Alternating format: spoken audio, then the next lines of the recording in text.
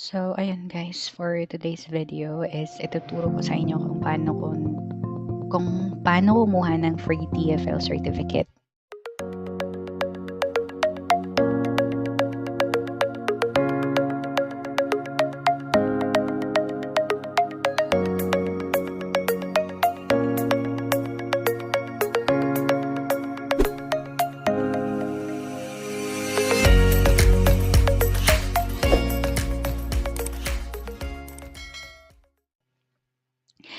So, ano nga ba yung TFL certificate? TFL certificate, ito yung kailangan natin para makapag-tutor tayo in English sa mga foreign students natin like Japanese, Chinese, Korean. And ano nga bang ibig sabihin ng TFL? Sa search natin para sure tayo. Just mali ba yung spelling? Ayan. Wait lang. Ayan, TFL. Ayan, Teaching English as a Foreign Language. So, yan yung ibig sabihin. So, ito, instruction to for English or for non-native speakers, also known as Teaching English to Speakers of Other Languages or TSOL. TSOL, mamaya natin or sa next video na yan kasi meron din akong ways kung paano kumuha ng hindi siya free pero super affordable. So, ayan, let's get started. TFL certificate usually costs between $300 to $600. Pero here is, the course is for free. Yung ituturo ko sa inyo, course is for free and then may memorandum of completion na siyang free. It's just that if ever kung gusto nyong i-avail yung certificate, that would cost around 20 euros or around 4,000 pesos dito sa atin. Pesos nga, di ba? So, ayan. Alright. So, ang una natin gagawin is kailangan natin pumunta sa tflcertificate.com.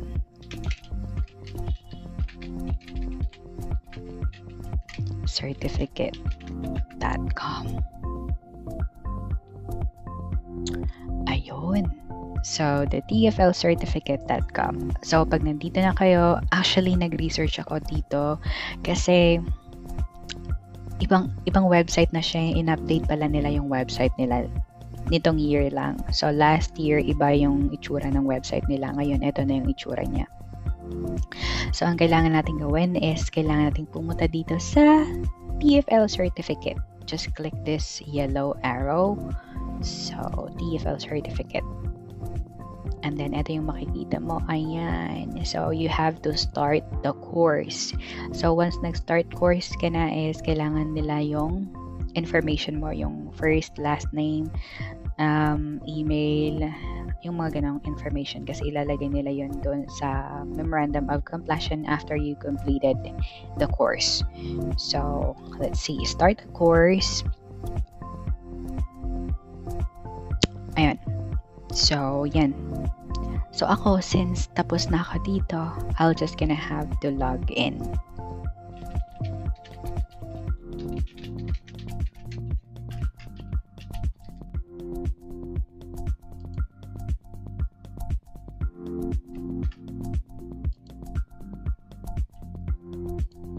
Okay, so eto nakalagin na ako.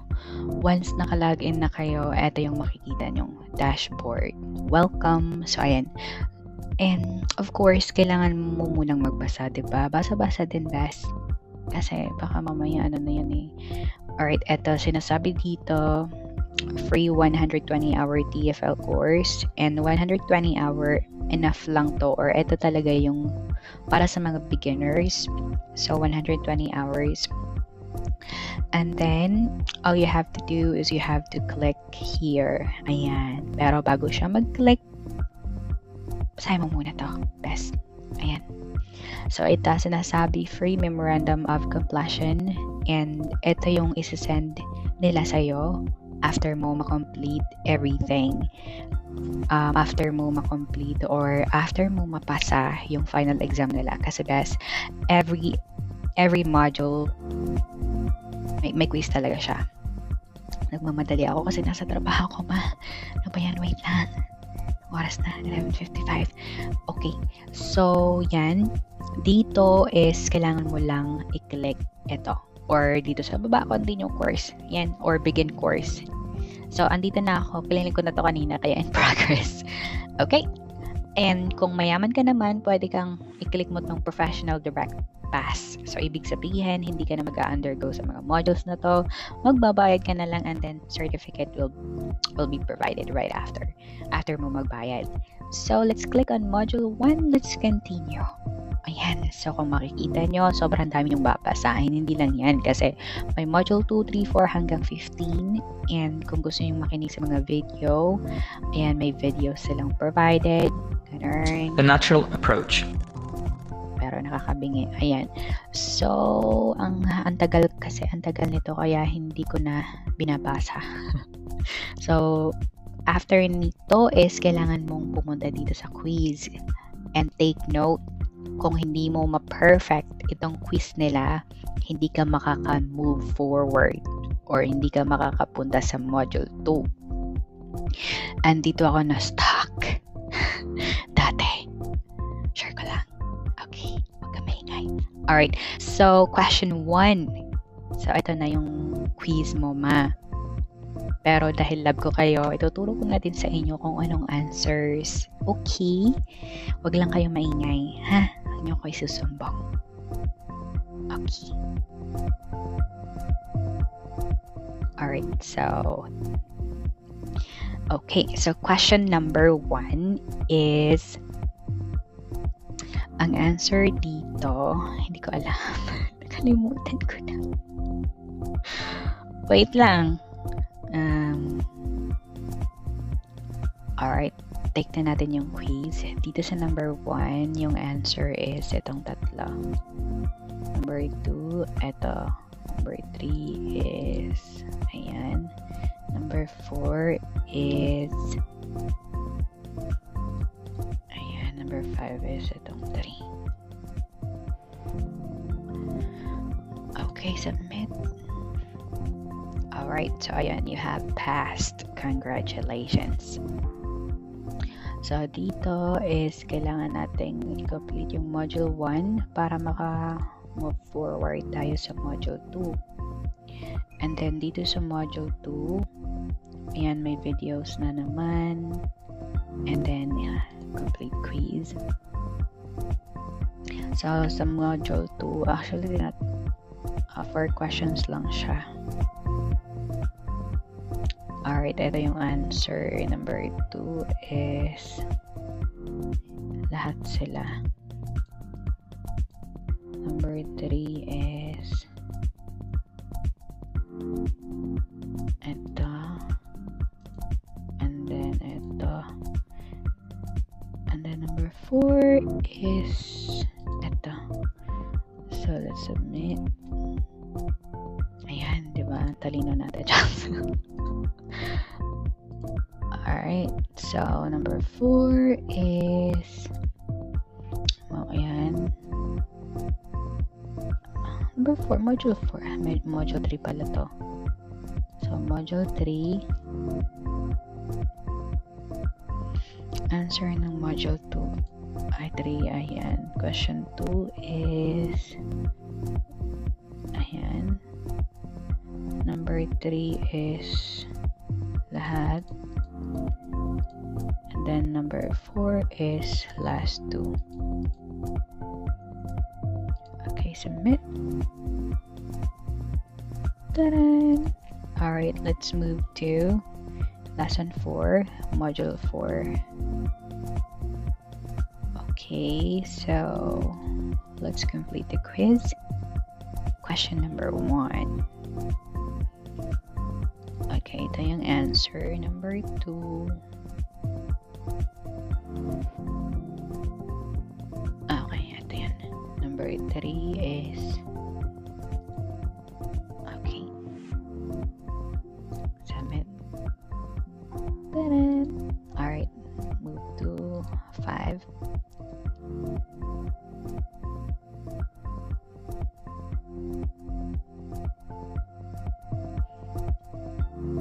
Medyo mahaba siya, no? Medyo mahaba. Gusto mo yun? Gusto mo yun, eh. Alright, so English grammar quiz. So question number 1 is about which of the following are open classes. So that is noun. Number 2, okay, she was either Canadian or American. Number 3, of course, she arrived halfway. Now let's submit. Diba? Sorry kung mabilis kasi may trabaho ako. Kailangan ko lang tong i-share sa inyo. Very, very light para may idea din kayo, diba? Gusto mo yun? So, i-complete natin yung quiz. Module 6 na pala tayo, no? Bilis pala, no? Which is the following correct past simple? Learned. Spelled. Learned siya.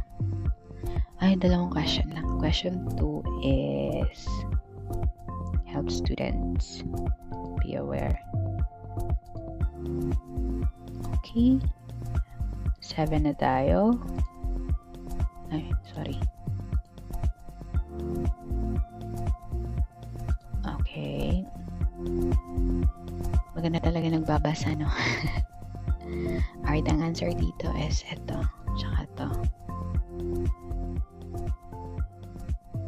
And then, number 2, let's make sure kung anong answer. Number 3 is ito. Ayan. Okay. Yan pala. Yun. Sorry na. Number 8.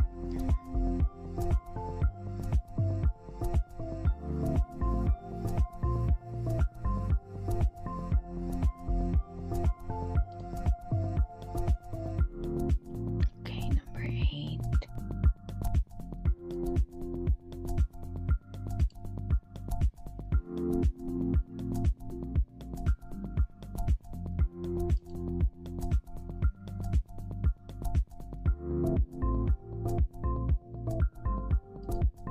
Their map.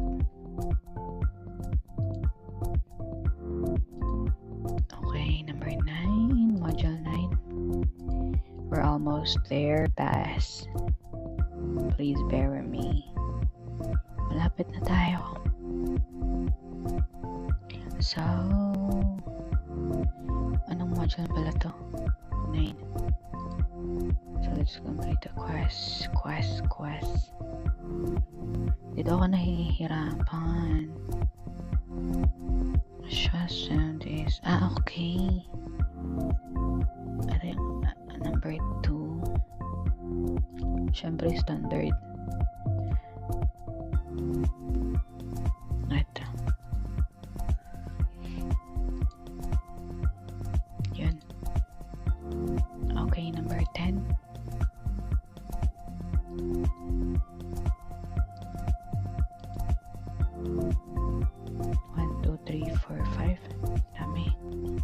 Ang mahirap kasi dito guys is hindi nila sasabihin kung saan yung mali. Plus yung question is select all that apply. Diba? Mamimili ka kung saan talaga yung mali, saan yung tama. So, kailangan mo talagang magbasa. Pero sana makatulong to sa inyo ng very, very light. Dun sa mga nagpaplanong mag-abroad na tulad ko, ito na yung natin. Physical response. Okay, a variety. Sorry.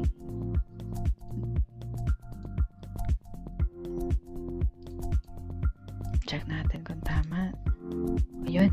Yun pala yun. Module 11. Ang dami naman kasi nitong module na to. Actually, nahirapan ako sa module 11 to 15. TBH. Hirap naman.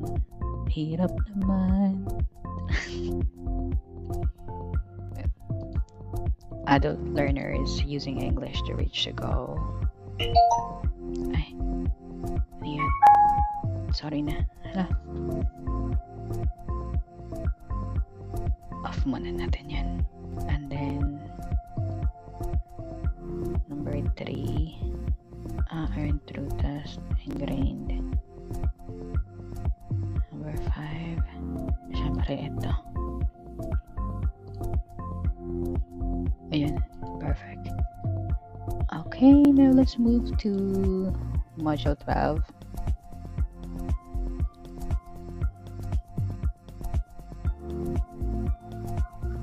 Rinig nyo yun. Good luck. Okay, so yun pala.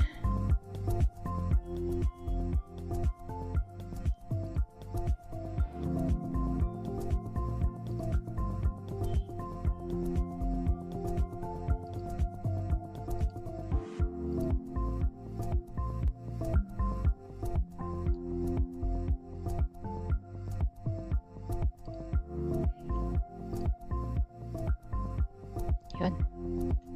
Okay. So, sa next video na siya, guys.